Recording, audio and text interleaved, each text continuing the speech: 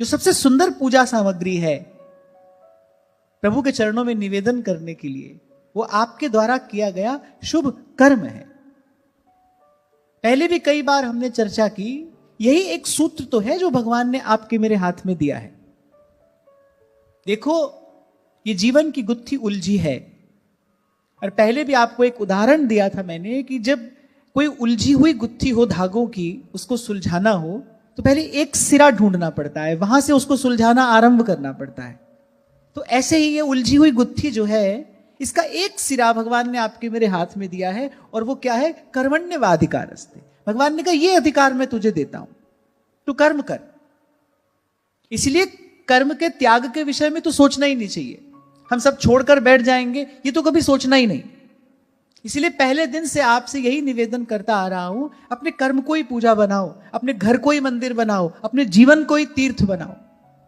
मैं फिर दोहरा रहा हूं अपनी बात, ये शब्द संभाल कर रख लेना कि प्रभु को निवेदन करने के लिए जो सबसे सुंदर पूजा सामग्री है वो आपका शुभ कर्म है।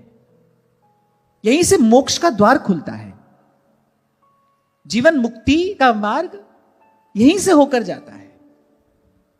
कर्म करना आरंभ करिए भगवान के स्मरण के साथ। बीच में भूलिए मत कि आप अपने लिए नहीं कर रहे हैं, आप स्वार्थ के लिए नहीं कर रहे हैं, आप परमार्थ के लिए कर रहे हैं। मैं जो कर रहा हूं ये मेरा कार्य नहीं है, प्रभु का कार्य है। इसी भाव से कर्म को करना है। और फिर जब कर्म पूर्ण हो जाए तो वो पुष्प चढ़ा दीजिए भगवान के चरणों में। प्रभु आपकी शक्ति से, आपकी सामर्थ्य से ये कार्य पूर्ण हुआ, आपके चरणों में निवेदन करते हैं। छोटा सा उदाहरण दिया था कल मैंने आपको। हनुमान जी ने समुद्र लांघा, और ये दुष्कर कार्य हनुमान जी ने आरंभ किया जय श्री राम कहकर। बीच में मैनाक पर्वत आया तो हनुमान जी ने कहा भाई मैं प्रभु का कार्य करने जा रहा हूं, अभी विश्राम नहीं कर सकता। तो मार्ग में आने वाली उस बाधा को दूर किया भगवत स्मरण के साथ। और जब कार्य पूरा करके आ गए, माता का संदेशा लेकर आ गए, तो प्रभु से यही कहा, नाथ न कछु मोर प्रभुताई, सो सब तब प्रताप रघुराई। ऐसा करने से होगा क्या? राग द्वेष से मुक्त हो जाओगे। ये तो मानना पड़ेगा, अभी भाई हम जो भी करते हैं वो राग द्वेष के अधीन होकर ही करते हैं। द्वेष ना भी हो, पर पिता कार्य करने निकलता है तो अपने बच्चों में राग तो है ना। पिता कार्य करने निकलता है, वो चाहता है कि भाई अपने अपने बच्चों को सब सुख सुविधा दे दूं, और इस विचार से किसी के साथ छल भी करता है, किसी के साथ कपट भी करता है, तो ना चाहते हुए भी किसी जीव के साथ द्वेष हो जाता है। तो अभी तक आप और मैं जो कर रहे हैं वो राग और द्वेष के अधीन होकर कर रहे हैं। इसीलिए कर्म बार बार बंधन में डालता है। लेकिन जब भगवत भाव से कर्म किया जाता है, जब आप प्रभु के लिए कर रहे हो, तब ना किसी से राग है, ना किसी से दोष है। और एक और बात मैं आपको कहूं, जब इस पवित्र भाव को धारण करके कोई कर्म का अनुष्ठान करता है, फिर प्रकृति उसकी सहायता करती है। फिर पग पग पर उसको सद्मार्ग का प्रकाश मिलता चला जाता है। इसलिए अनेक बार मैंने आपसे कहा, भाई सब तालों की चाबी सेवा से खुलती है।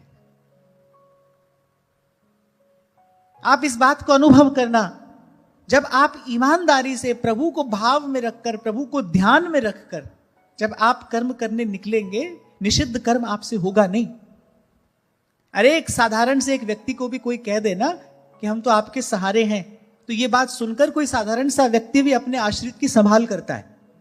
एक साधारण सा भी व्यक्ति हो ना, उसके पास थोड़ी सी भी सामर्थ्य हो, और कोई उसको कह दे कि मैं तो आप ही के सहारे हूं, तो एक साधारण सा व्यक्ति भी अपने आश्रित जन की संभाल करता है। कोई प्रभु के सहारे, प्रभु के आश्रित होकर प्रभु का कार्य, प्रभु को निवेदन करने के लिए करेगा, अरे उसकी संभाल तो भगवान पल पल करते हैं। जिमि बालक राखे महता, करऊं सदा तिन्हकी रखवार। तभी तो कबीर साहब कहते हैं, साहिब के दरबार में कमी काहू की ना, बंदा मौज न ले वही चूक चाकरी।